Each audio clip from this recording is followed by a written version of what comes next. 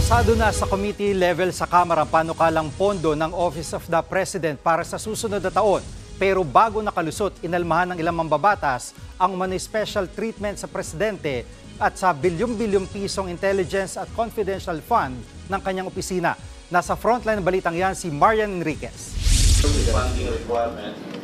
Sa ikatlong sunod na pagkakataon, walang kahirap-hirap na pumasa sa House Committee on Appropriations ang hinihinging 10.5 billion pesos na pondo ng Office of the President para sa 2025.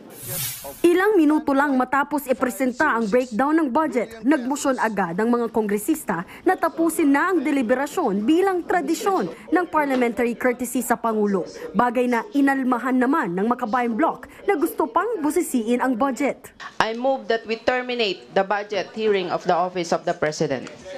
Is there a second I to the object, motion? Mr. Chair, Is there let me any explain the objection? objection. I object, Mr. Chair. Yes. Objection. Hamon ni Kabataan Party List Representative Raul Manuel, dapat patunayan ng komite na hindi sila namumulitika.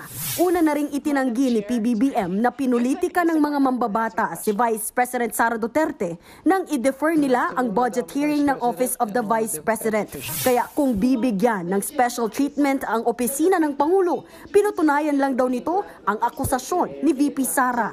Pinapalabas natin na nagsisinungaling yung mismong presidente by evading the process of Congress na mag-undergo ng scrutiny, Mr. Chair. Please back your statement na nagsisinungaling yung presidente. No, Mr. Chair, that would depend on the decision of this committee. Kasi on record yun, Mr. Chair, sinabi yun ng presidente, Mr. Chair.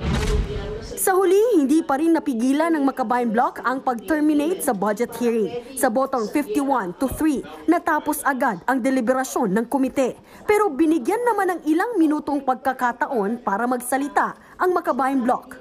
Dito pinuna nila ang mahigit 4.5 billion pesos sa budget ng presidente na nakalaan na naman sa confidential at intelligence funds. So hindi po ito dapat dahil hindi naman po ito yung yung trabaho mandato ng ating presidente or Office of the President. Sinita rin nila ang lumulobong unprogrammed funds o yung mga standby project na naghihintay lang ng available na pondo. Pork or presidential pork po ito. This is about transparency and accountability. The Office of the President or every other agency is not exempted.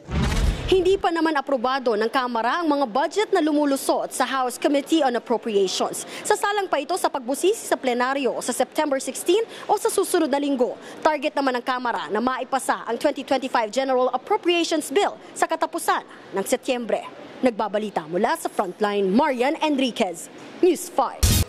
Mga kapatid, Jiggy Manikad po, iba na ang may alam at may pakialam sa panahon ngayon. Para sa konkreto, kumpleto at komprehensibong balitaan sa Frontline, mag-follow at mag-subscribe sa social media pages ng News 5.